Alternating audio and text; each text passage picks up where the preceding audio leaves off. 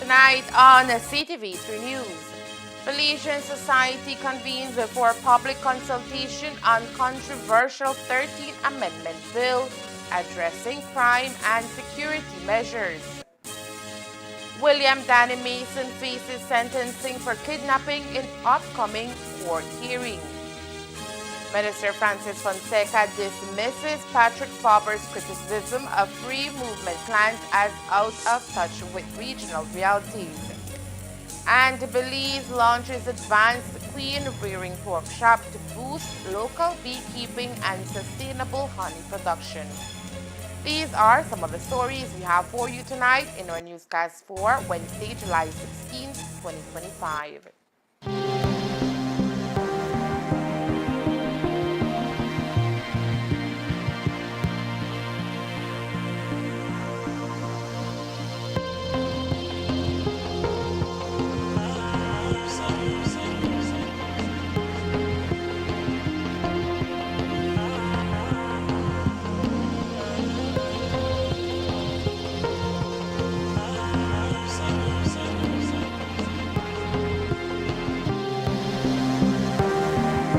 Let's all be safe during the rainy season.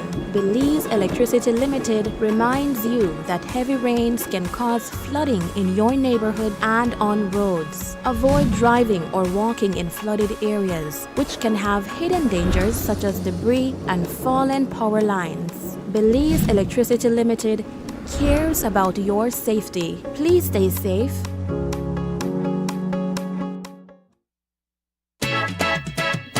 Fiestarama 2025, bigger, bolder, and better at the People's Stadium, August 2nd and 3rd. On Saturday, come out and enjoy football competition, Pro FC 17, Mr. Gerrans, Fire Starter, Technoban, and Sweet Pain. On Sunday, Dog Show, Cabalgata, Mexican Car Show, Panorific Steel Band, Buster B Band, Los Tios, DJ Baba, Father Jesse, mechanical rides, foods, drinks, and more. See you there.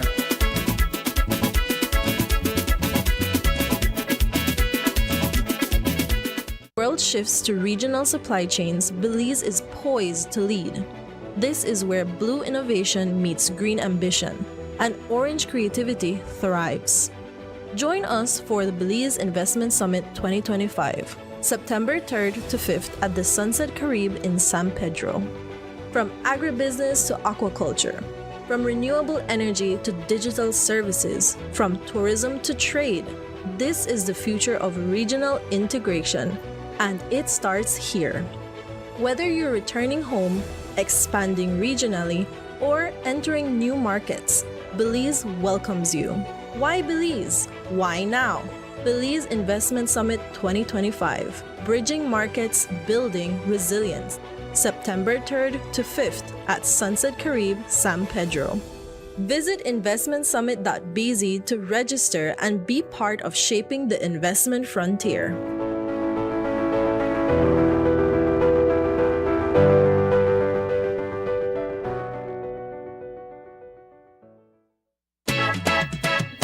Fiestarama 2025, bigger, bolder, and better at the People's Stadium, August 2nd and 3rd. On Saturday, come out and enjoy football competition, Pro FC 17, Mr. Gerrans, Fire Starter, Technoban, and Sweet Pain.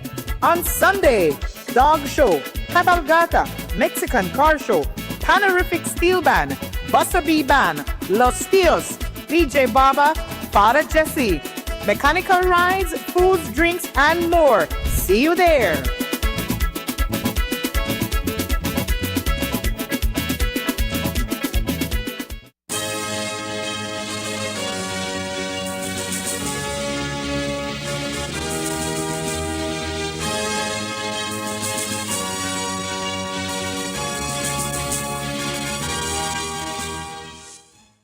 Good evening. With your news, also simulcast on Fiesta FM 106.7. I am Joanna Rodriguez. A diverse cross-section of Belizean society, including lawmakers, law enforcement officials, union representatives, NGOs, and concerned residents today gathered at Swift Hall in Belize City to engage in a spirited public consultation on the proposed 13th Amendment Bill, a piece of legislation aimed at addressing escalating crime in vulnerable communities. The Assistant Solicitor General, Randall Shepard, outlined the key provisions of the bill, noting that it would empower the Governor General to designate certain areas as special zones for crime control. Within these zones, security forces would have expanded powers, including the authority to conduct operations without a warrant, a proposal that has raised alarm among some members of the public. The proposed bill also makes provision for a special gun and gang court to be established. Today's first of its kind consultation was brought together by the House Committee for Constitution and Foreign Affairs, who will ultimately review the bill. Important process. I hope the Belizean people appreciate that. What we're doing here is a part of the legislative process.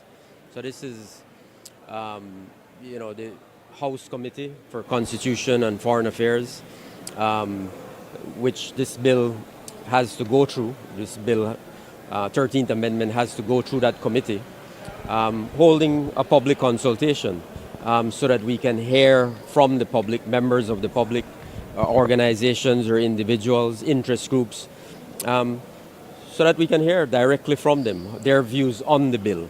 How can we perhaps make the bill more effective? What is it that we can do perhaps to make amendments at the House Committee level before the bill goes back to the House of Representatives? So that's the purpose. So I think that's a very healthy purpose. That's a very healthy process. It's democracy really at its best. Affording our citizens the opportunity to speak directly to the House Committee members on the substance of this bill. So we're taking into account all the comments that have been made, all the questions that have been asked, all the submissions that have been made, and we're going to report that back to the House Committee, the full House Committee, so that they can benefit, we can all benefit from those submissions and interventions.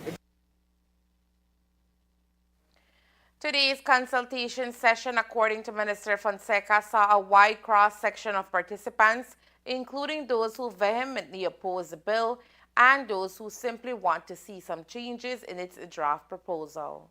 Both. You have people who are fully against the bill, who reject the bill in its entirety. And there are others who say, listen, we have recommendations, we have submissions to make the bill better, to make it more effective. So it's a combination of both.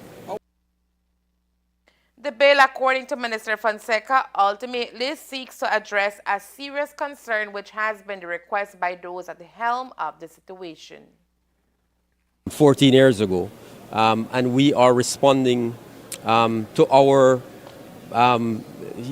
legal experts. We are responding to our security forces who are saying that they need this type of tool to be more effective in terms of organized crime and gang-affiliated crime, two specific categories of crime. So as a government, we felt we had a duty and responsibility to respond to them and say, listen, you say you need these tools to be more effective to address these very serious threats to our safety and security as a nation. So we're responding to that, and we drafted a bill, and we are now sharing that bill with the Belizean people to get their feedback on it. We're taking careful, copious notes of everything that is recorded. We have to report back to the House Committee. Of course, we have to report back to our cabinet on the state of the bill. And I think coming out of those discussions, we'll be in a position to determine exactly, where people stand, where the public stands on this bill. And I think any government, wants to ensure that we're not doing something that the public is totally against. But if there's an opportunity to refine the bill, to amend it, to improve it, to make it more effective, and at the same time achieve our stated objectives, then we'll try to find that middle ground. Well-known street figure Kenneth Flowers was among the opposers in today's session. As it stands, Flowers says the bill will ultimately infringe on the rights of the Belizean people. A victim and a victim towards it, you know what I mean? And a person who spend a lot of state of emergency in a jail for just being on the streets. You understand? I never committed a crime. I used to do drugs and thing, you know what I mean? So I used to get picked up a lot. But by the end of the day, I was just fighting my own self, going through my own problem, but I get victimized by my past. You understand? So that keep me go to jail whenever they have state of emergency when I never even committed a crime. So now I am against it because a lot of children who are not involved in a crime when they're in a jail, you understand? Yeah, man. So by the end of the day, I think they should make better decisions because in a country like this, all of us are failing. The government failing, parents failing, brother, sister failing, the churches are failing. So we should sit down and make better decisions because crime have consequence, but human have rights. So every time you punish someone for the crime, they get punished for their own human rights when they reach a prison because the prison don't treat you no type of way as a human. They disgrace you as a human but punish you for the crime. So the crime have consequence but the human have no rights. And the government, they have to think before they start sending these people to prison. Even the judges have to start make better decisions sending the people to prison. They should go spend 2 days in prison and find out how these people live before they start getting life in prison. You understand? If they want to make decisions, spend 2 days in prison. All these people are suffering in prison because they don't get treated properly as a human. But they crime, they committed, they get punished for the consequence of that. But the human have rights, and I want they to see the rights of the human in this country, you understand? I'm a citizen of this country and I trapped by blacks and territories. I used to trap by blacks and territories, so now I have the right to voice my own opinion on my own way of I seen it go wrong, you know what I mean? So I trying to make a point that they should stop what they are doing and sit down and make better decisions for the children and for the country and for themselves as government. The solution to crime and violence, according to Flowers, is not locking up the Belizean people, but instead for the government to empower the youth in impoverished areas. The solution is to work with the whole communities there, you know, and work with all the people them in the community who want to see their children have better opportunity and a better place to live in, you know what I mean? So everybody should work together. It take an island, it take a village to raise a child. We are not doing that for our children in our country. You understand? We all are just blaming this one or blaming that one instead of everybody blame themselves and start sit down and make right decision for the people them and for the children who have a better future. You understand? Because it seems like we don't want to get our future right. Similar public consultation sessions can be expected in other areas of the country following a revision of today's proceedings. The Ministry of Agriculture, Food Security and Enterprise, in partnership with La Universidad Nacional del Sur, Argentina, has launched a comprehensive 3-day queen selection and rearing training workshop in Orange Walk. The training, which began earlier today, aims to equip 35 beekeepers and technicians from across the country with advanced skills and knowledge essential for sustainable apiculture development. Participants are receiving both theoretical instruction and hands-on field training on key aspects of queen bee production and colony management. Topics include reproductive biology of bees and queen production techniques, colony management and nutritional best practices, and selection of queen bees for productivity and disease resistance.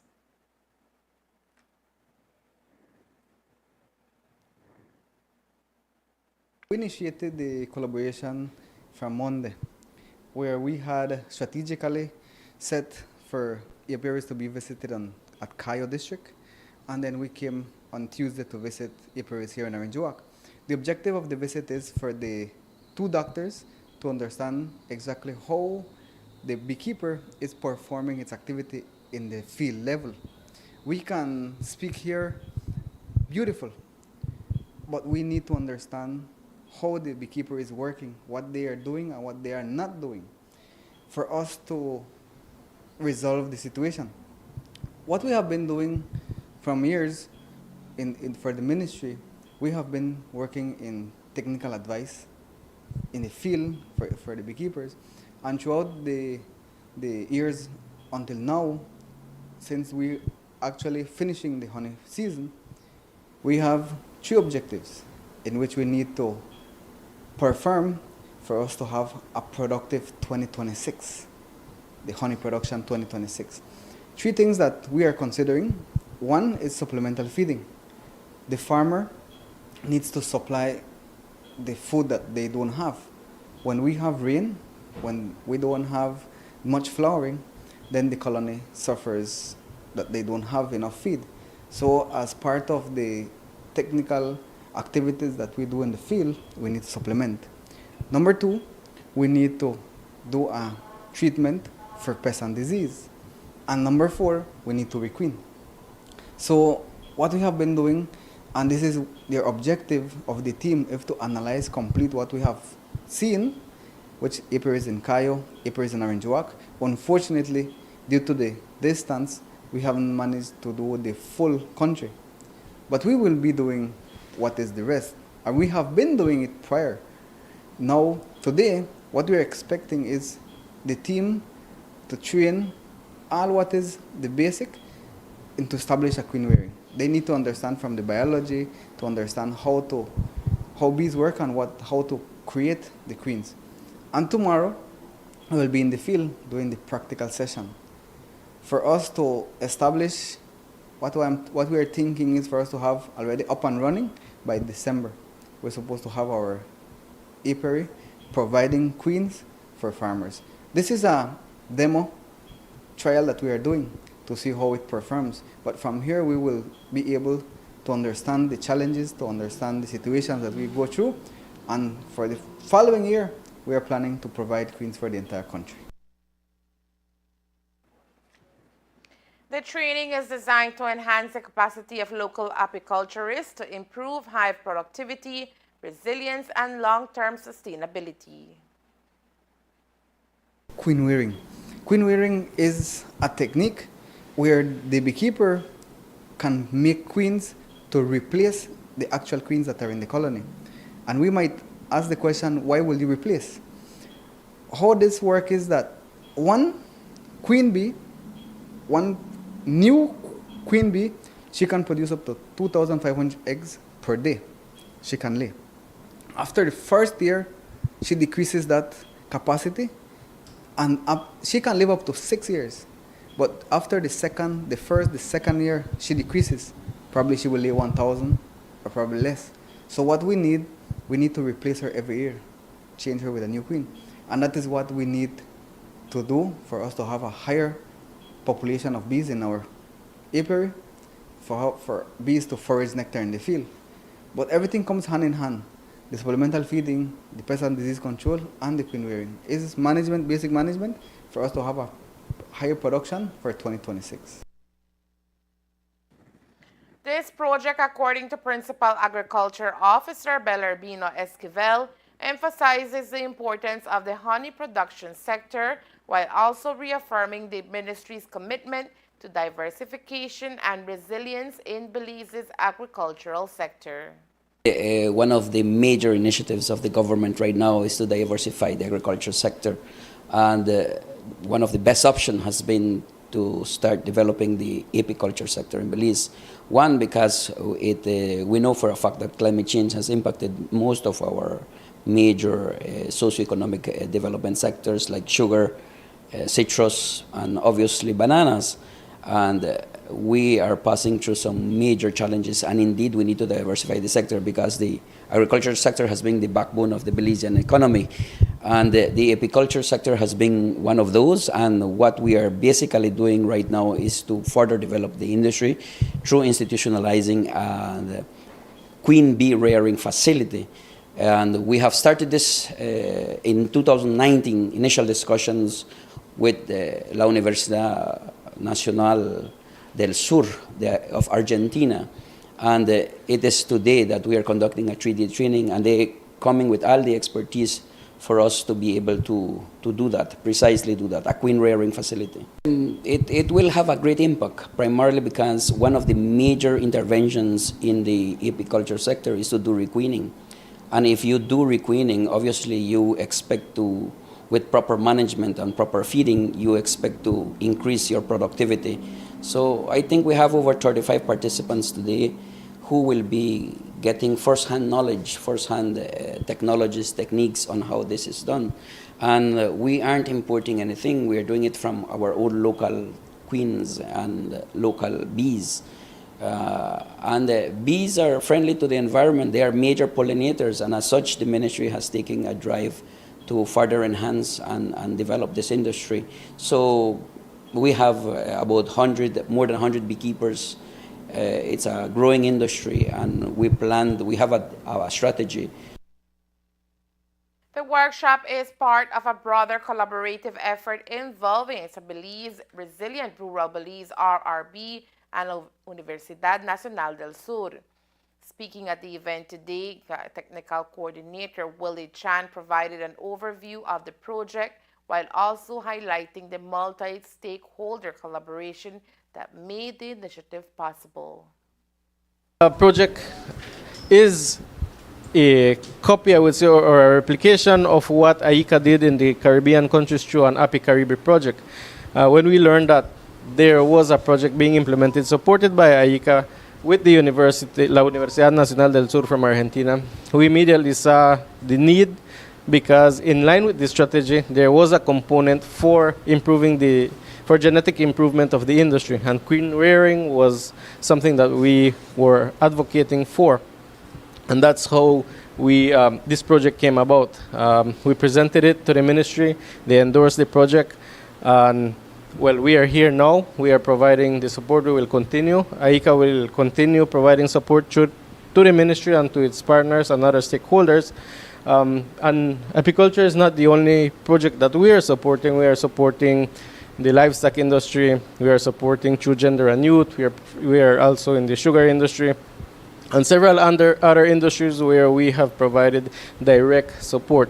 When partners come together, a great thing happens, and we could see this with the collaboration that we have with the Resilient Rural Belize program, with the government of Belize and other stakeholders who came together to ensure that what started once as a discussion is now a reality. The training sessions are being facilitated by experts Drs. Elian Torn and Cecilia Pellegrini from the Universidad del Sur in Argentina. Minister of Foreign Affairs Honorable Francis Fonseca has responded to recent criticism from opposition Senator Patrick Faber regarding the government's decision to implement full free movement of people under the CARICOM Single Market and Economy CSME by October 1st, 2025. Speaking to the media today, Minister Fonseca dismissed Faber's remarks as out of touch with current regional and national realities. He emphasized that the decision is both strategic and beneficial for Belize's long-term growth. That is absolutely misguided, misinformed. What Belize has done, along with Barbados, St. Vincent, and Dominica, is enter into a transition period. So over a 3-year period, starting October of this year, Belize will begin the process of implementing the laws and regulations which govern free movement. This is something that both governments, both PUP and UDP governments, have over the years advanced and promoted and advocated for. This was approved, our accession to this free movement was approved by Cabinet several years ago. So we're following up on that. There's no, and it's based, I want to make this very clear. First of all, it's limited to those 4 countries because it's based on reciprocity. And it has to do with skilled labor. It has to do with skilled labor and free movement of people. We already have a regime in place called the CSME, where people can apply for CSME skilled certificates. So there's already a structure and regime in place. So that's all we're doing. We're advancing this, and we are a proud member of CARICOM, and we are proud members of CARICOM. Our brothers and sisters in CARICOM deserve the opportunity, as do Belizeans, to travel to these different countries, these countries that have started out, and follow in terms of the internal domestic laws of those countries.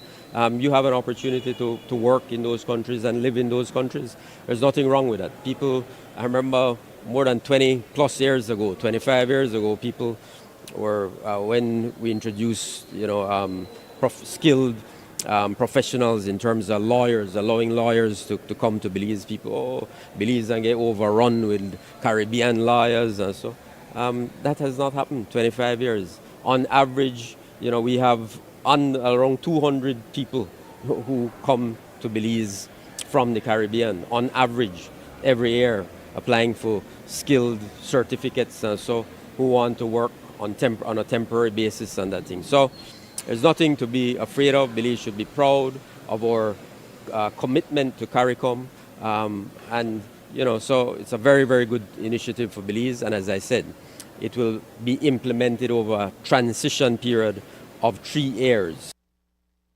William Danny Mason, a convicted criminal known for his involvement in kidnapping and murder, is scheduled to be sentenced this Thursday. The court will determine the length of his additional prison term. Mason, already serving a life sentence for the 2016 murder of Dangriga pastor Llewellyn Lucas, appeared earlier this week in the High Court for sentencing related to 2 kidnapping charges. In May 2025, Mason was convicted of abducting Mennonite couple Lloyd and Rosie Friesen. During the hearing, Justice Nigel Pilgrim stated that he required extra time to review the case's unique circumstances before delivering his verdict. Mason and his legal representative, attorney Peter Taylor, appeared before the court on June 30th to present mitigation arguments. Notably, no family members or supporters were present to speak on Mason's behalf. Following the proceedings, Mason announced his intention to appeal the kidnapping convictions. Coming up next, Michael Perifeet resigns as UDP chairman for a second time amid internal tensions. Stay tuned.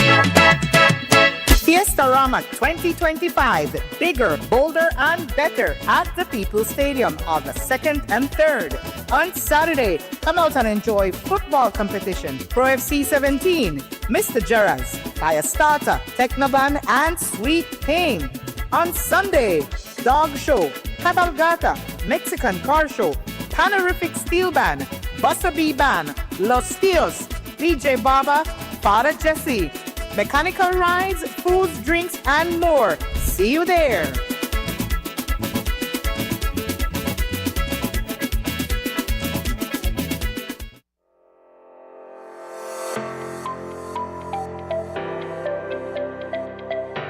It is truly a proud and historic moment for us here in San Ignacio. It gives me great joy to welcome you all to the official opening of the very first wooden basketball court in our community. The cost of the project in completion was about $200,000. Honorable Mala was willing to assist us with this project. This is a huge, huge investment for us. There can be serious development through sports, especially if the right foundation, having the right facilities are in place. Then the programs follow. We can't put the carriage front of the house by having the programs, but we only have outdoor facilities. Belize rain 6 months out of the year, and having outdoor facilities is just not enough. Our focus is going to be on education because that's a part of using sports as a vehicle to get as many of our athletes to international schools to play football, basketball, volleyball, track, whatever it is. The other thing is health. 33% of our people are afflicted by diabetes, hypertension, or some ailment like that. And those things can be prevented So we want to create again the facilities where people can go exercise, have fun.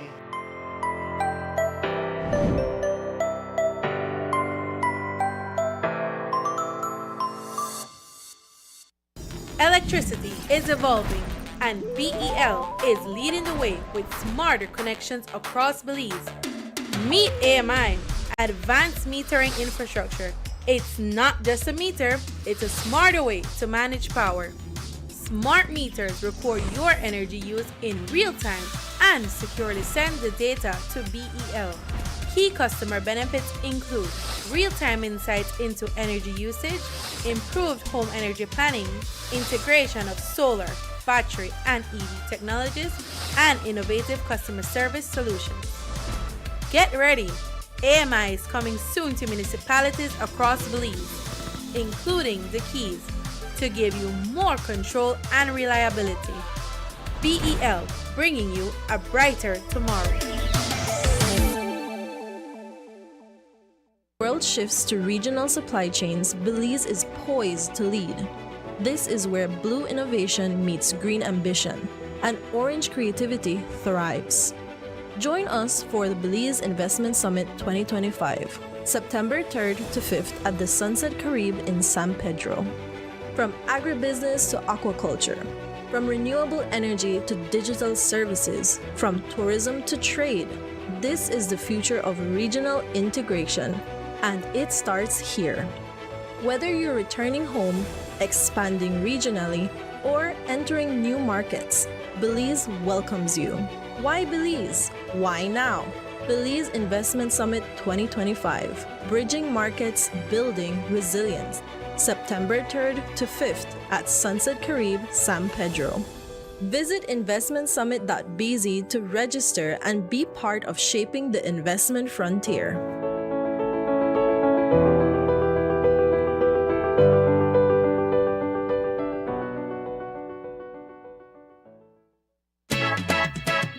Fiestarama 2025, bigger, bolder, and better at the People's Stadium August 2nd and 3rd. On Saturday, come out and enjoy football competition, Pro FC 17, Mr. Gerrans, Fire Starter, Technoban, and Sweet Pain. On Sunday, Dog Show, Cabalgata, Mexican Car Show, Panorific Steel Band, Busta B Band, Los Tios, DJ Baba, Father Jesse, mechanical rides, foods, drinks, and more. See you there.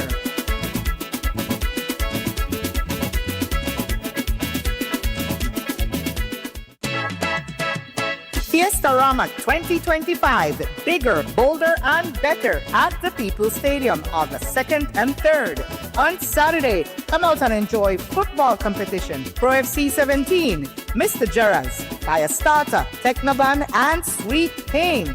On Sunday, Dog Show, Cabalgata, Mexican Car Show, Panorific Steel Band, Busta B Band, Los Tios, DJ Baba, Father Jesse, mechanical rides, foods, drinks, and more. See you there.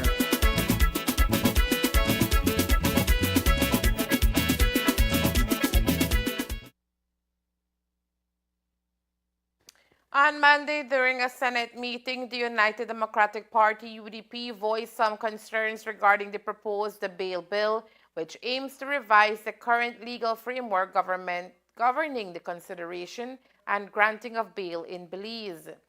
The bail bill, designed to update and clarify procedures around bail issuance, has generated mixed reactions within the legislative body.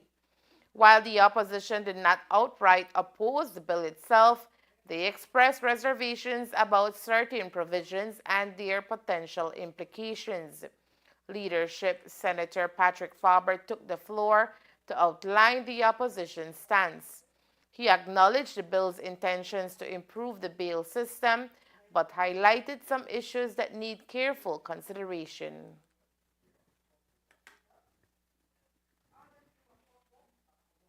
Should I say, Senator Courtney, that it is a bill that we could potentially support with the right amendments? But let me begin with the commendable parts of the bill, and I will reference a section so that you know where I'm coming from.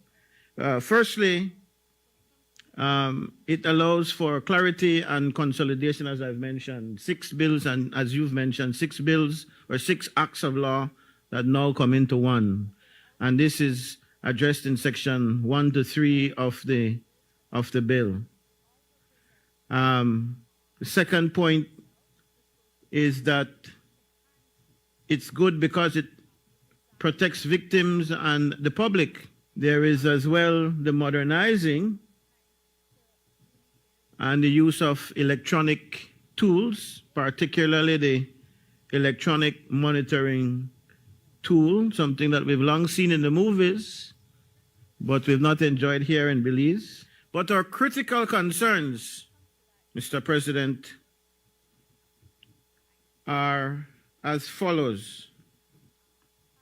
Under Section 5.2 of the bill and Schedule 1, we see a wide array of offenses, including not just violent crimes, but also immigration infractions. In Schedule 1, Item 12, we see about immigration infractions, and we also see certain traffic offenses in Items 14 and 15, and firearm offenses in Item 9.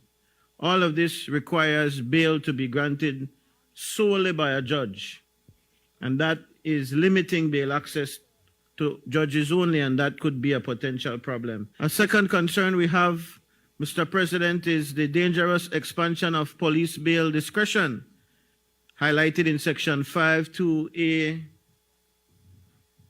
Roman numeral 2. This section allows for commissioned officers to decide on bail for offenses punishable upon summary conviction. And the problem with this, Mr. President, is that police officers are not always impartial adjudicators. We entrust them with such discretion, and that could potentially cause a problem because their discretion risks arbitrary denial, particularly in marginalized community where very small people know each other. Police may have some kind of vendetta against the person in a community, or a family against a family in the community. The debate continued with NGO Senator Janelle Chanona and Union Senator Glenford Dennison expressing their own concerns towards the bill. Let me also make a plea, because one of the many gifts that Taiwan gives to this country, and I will say the best gifts come from friends, but the best gifts are even further defined, Madam President, by being the kind of gift that once given cannot be taken back. And I've always enjoyed the fact that Taiwan has given us one of the greatest gifts, in my opinion. They give us a lot of things, but one of the greatest gifts that they've given us is access to education for our young people in particular. And this is across many fields, many areas. The problem I've had while I was Minister of Education, and I am assuming my colleagues all in this Senate will agree with me, is that maybe we need to continue to press for it, something that I certainly pressed for as Minister of Education, is that we need some greater understanding on ensuring that our students who go to Taiwan to study return to this nation, because it is not an individual gift given to individuals who go to study. It is the intention of both our nations that once our students go, that they will come back and contribute to Belize's development. I think what stood out to us immediately with this and the feedback we were getting is a sense that the public social contract is wanting or needing some attention, because I think there is an innate want to trust, but there's also a kind of in-your-face reasons not to. And to piggyback on something that has already been shared in terms of the responsibility of bail came out clearly in terms of, well, if we're setting out rules for who should get bail and under what circumstance? Can we talk about discretion to make sure that there's no discrimination that can come into play?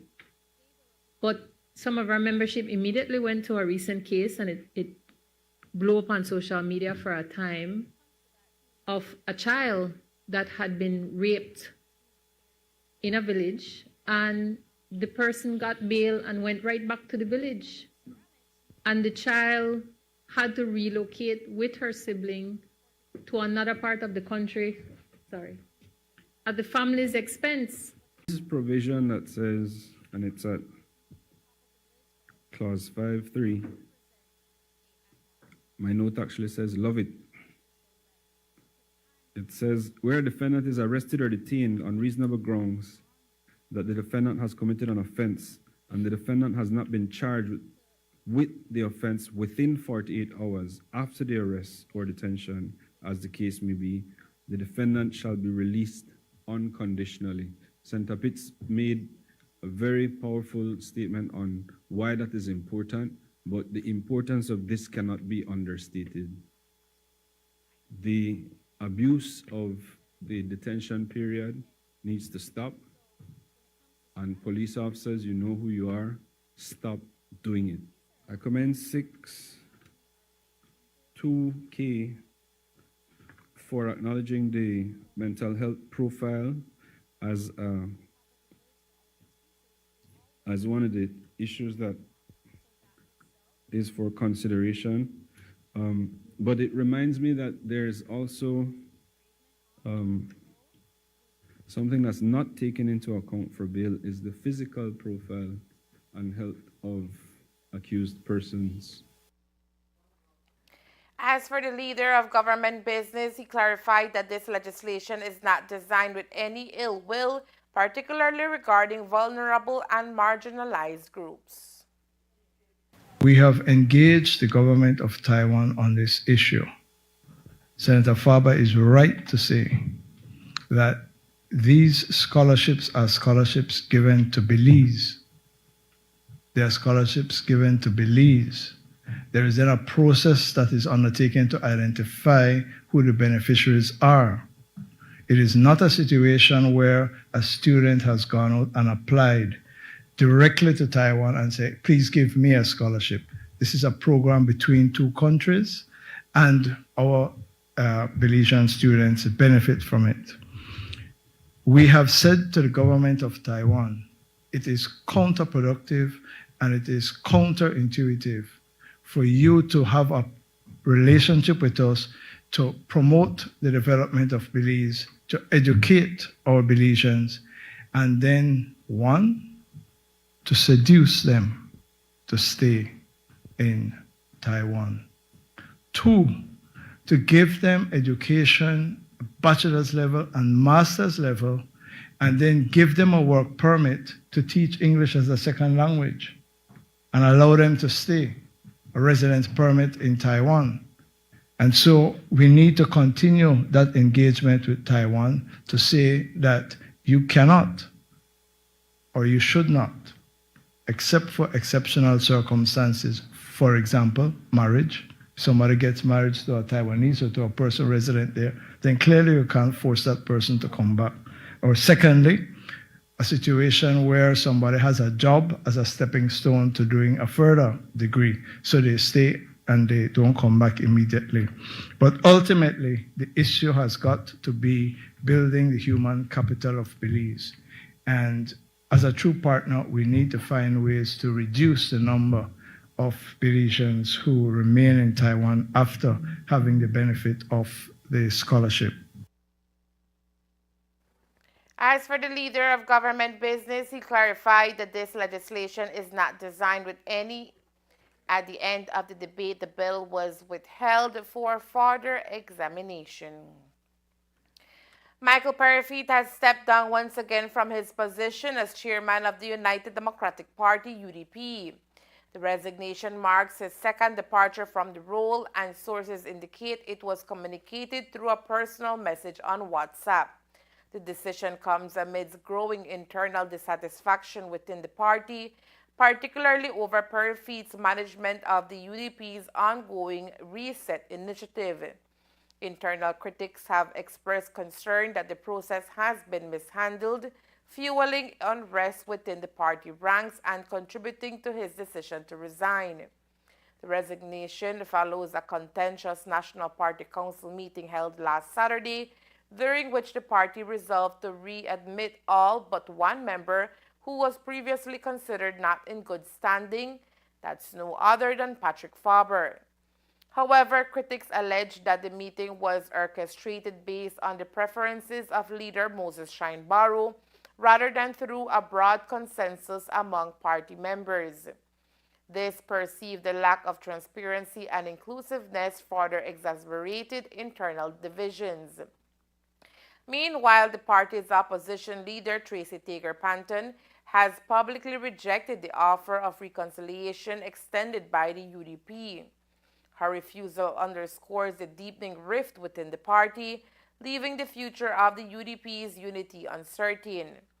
Without significant concessions and a genuine effort to bridge the divide, it appears unlikely that the internal discord will be resolved in the near future, potentially leaving the party at a crossroads. In a rare display of bipartisan consensus, Belize's Senate reaffirmed its strong diplomatic partnership with Taiwan during Monday's session, highlighting the enduring alliance that has lasted over 3 decades. Senators from both the ruling party and the opposition united in praise of Taiwan, describing the island nation as a valued ally and key contributor to Belize's development. For 36 years, Belize and Taiwan have maintained a close and collaborative relationship characterized by mutual support in areas such as economic development, education, and technical assistance. This alliance has been instrumental in advancing Belize's infrastructural projects, healthcare initiatives, and capacity building efforts. During the Senate debate, however, UDP Senator and former Minister of Education Patrick Faber voiced a long-standing concern.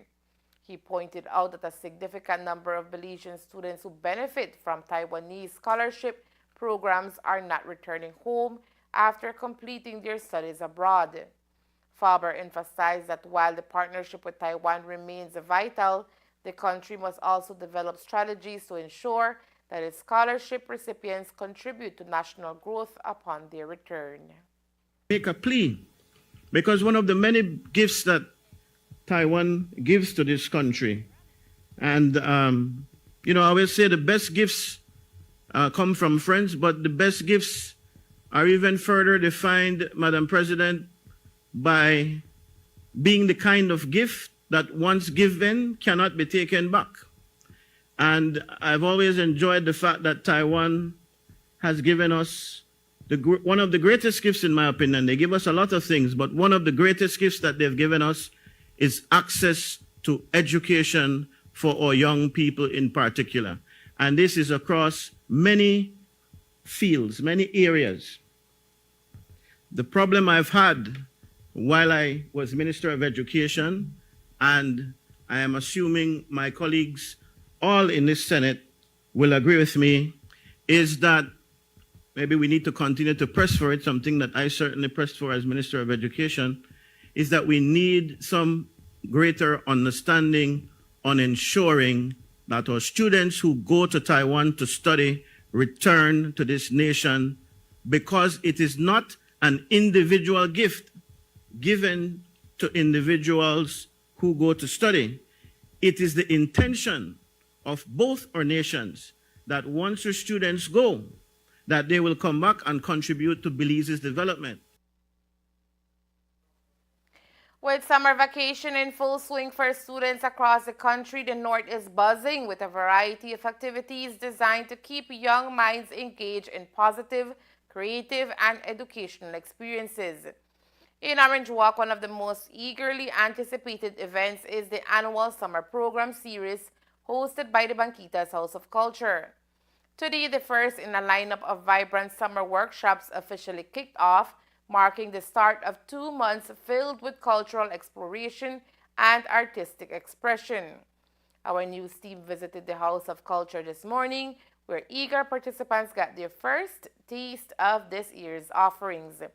The program this year includes arts and craft, coding, robotics, karate, eco-crafts, music, guitar and piano, contemporary and Yucatec folklore dance, recycled fashion art, and visual art classes, each tailored to inspire creativity and promote cultural heritage among the youth in our community.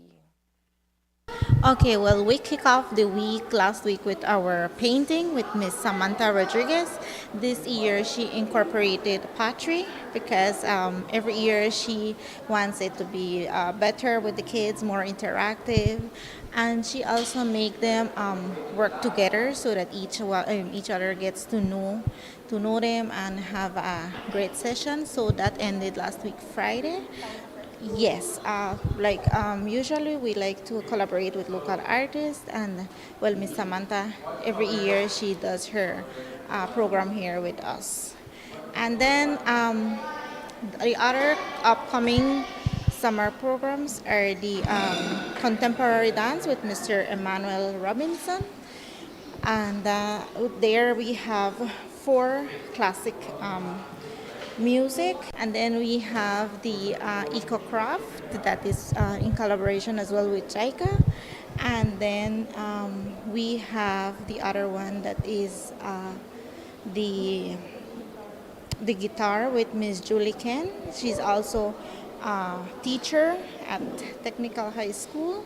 So there we have guitar and piano, and the students will be bringing their instruments as well for the one they wish to do. And also we have the recycle art folklore dance, that is a Yucatec dance with Miss Jenny U. And after that, we will be having the karate. We also have karate. And what other one? And the robotics with the Department of Youth Services that will start next week. The second week of program this year, students are currently engaged in coding with youth facilitator Josh Mar Muniz, who says the program has been fun-filled and exciting thus far. So daily we start by the mornings, we do an hour of code on code.org. So students are able to go on the website and they're able to do an hour of code. And for the first day, we had an hour of coding, and we also programmed microbits. So microbits are chips that they're able to program, and we were able to play rock, paper, scissors with it. So we also, our second activity that we're doing is, as you can see in the back, we're doing the greenhouses. So the greenhouses, they have to program it, and they have to change the color of the LED, and they will be able to change the different settings between it. And we also have we have one more, which is the co-drone. So the drones, they're able to program them, which they're supposed to be doing today. So they're going to be doing that today, later on. And they're going to program it and be able to fly it. Talk to us a little about just the engagement of the students, or what you've been able to see, them picking up on the different components that have been shown. So the main focus that they have been doing is in the hour of code. So every morning, since we get them to do an hour of code, they're able to program a game. So for these past 2 days, we've been doing Minecraft. So they're able to program their character to do different actions and to complete different tasks. So that has been their main focus of here. I noticed that you have children from different ages, smaller ones and some little older. Talk to us about how, you've seen the kids being able to adapt to the different components, even the smaller ones. So the younger ones, they're a bit like tougher to learn, but once they learn it, they're really, really fast. And then in the olders, they understand it quicker and they're able to finish faster. So I wouldn't say it's more of a challenge, but both of them learn very fast. So it's something pretty easy for them to learn. And how do you think that this would help these kids? I know that technology has been something that has been evolving in our country, and them being able to be exposed even if just a little. So I feel like this would very much impact them a lot, since coding takes part in an everyday thing. Okay, thank you. So most of them, coding is a part of everyday life. It makes them understand every code is a different action, so they're able to do different commands. So when it comes to coding, that helps them understand basic tasks and to follow the step-by-step rules. So if they do a mistake, they have to start over, and it builds up that capacity and for them to be able to do it and not give up. This year, the House of Culture is also working along with social partners to make the program a success. Okay, this year we would like to give a huge thanks to our collaborators and to our sponsors, Belize Bank, for sponsoring this year's program, Immersive Summer Program 2025. If you were unable to sign up for a trial for the first set of summer programs hosted by the Banquitas of House of Culture, there is no need to worry, as there is still time to visit them to find out more about your upcoming programs, which promises to be educational and very engaging. And there is more news after the break. Stay tuned. Fiestarama 2025, bigger, bolder, and better at the People's Stadium on the 2nd and 3rd. On Saturday, come out and enjoy football competition, Pro FC 17, Mr. Gerrans, Fire Starter, Technoban, and Sweet Pain. On Sunday, Dog Show, Cabalgata, Mexican Car Show, Panorific Steel Band, Buster B Band, Los Tios, DJ Baba, Father Jesse, mechanical rides, foods, drinks, and more. See you there.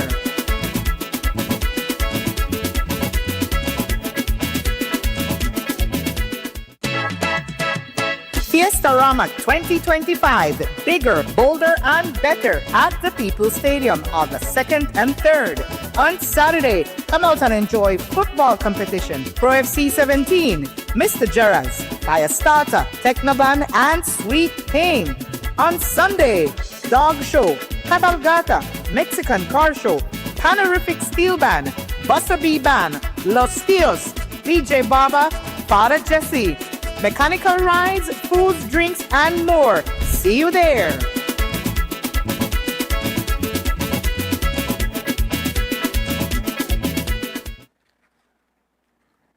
The government of Belize, under the leadership of Prime Minister Honorable John Briceño, has officially launched the Special Electricity Committee, SEC, to spearhead the development of a national electrical energy mix master plan. This initiative aims to secure Belize's energy future through a reliable, affordable, and sustainable electricity supply. The SEC was formed following a high-level energy meeting convened by Prime Minister Briceño on June 28, 2025, which brought together key national energy stakeholders to address the critical state of Belize's electricity sector.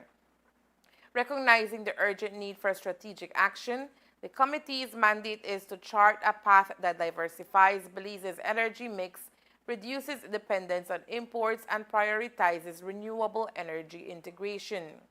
Chaired by Dr. Leroy Almandares, the Chief Executive Officer in the Ministry of Public Utilities, Energy, and Logistics, the SEC is tasked with developing a comprehensive master plan that, 1, ensures a reliable and consistent power supply, maintains affordable electricity rates, and prioritizes the use of renewable and non-greenhouse gas-emitting energy sources. Key objectives include revising Belize's Least Cost Expansion Plan, LCEP, assessing energy demand over 2, 5, and 10 years horizons, and ensuring the plan is grounded in technical rigor and broad stakeholder consultation. The 6 priority actions will encompass 1, commissioning a national grid study, assessing renewable energy potential, battery storage, and base load peaking plant needs. 2, identifying priority generation projects, including short-term requests for proposals for solar plus battery energy storage systems. 3, exploring interconnection agreements with Mexico and Guatemala for two-way energy trade. 4, recommending the establishment of an independent system operator, ISO, to oversee grid reliability and market operations And 5, proposing regulatory reforms to attract investment and foster transparency in the electricity sector. The SEC's membership draws expertise from both public and private sectors, including Ministry of Public Utilities, Energy and Logistics Chair, Ministry of Finance, Public Utilities Commission, PUC, Belize Electricity Limited, BEL, renewable energy technical experts, and private sector representatives. Over $9,000 in tools and equipment was today handed over to the Ministry of Agriculture, Food Security and Enterprise, MAFSE, the Belize Agricultural Health Authority, BAHA, and the International Regional Organization for Agricultural Health, OIRSA. The equipment and tools included office equipment, boots, Letterman utility knives, and other equipment used in the fight against the New World Screwworm. The equipment and tools will be used by extension officers and field personnel as they go about daily duties battling the new screwworm. The equipment and tools are courtesy funds provided by USDA AFIS as they provide support to the region in the campaign to eradicate the screwworm. Training and organizational support have also been provided to Central American countries to ensure they are prepared to combat the screwworm. Of note is that currently Belize has the lowest number of screwworm cases in Central America. And that's the news. We invite you to join us for another newscast on Thursday, July 17th here on Ctv3 News and Fiesta FM 106.7. Remember that to read a text version of the news, you can visit our website at ctv3belizenews.com. You can also log on to our Facebook page for current stories at facebook.com/ctv3belizenews or our YouTube channel at Ctv3 News BZ. From all of us here at Ctv3 News, thank you for watching and listening. Good night.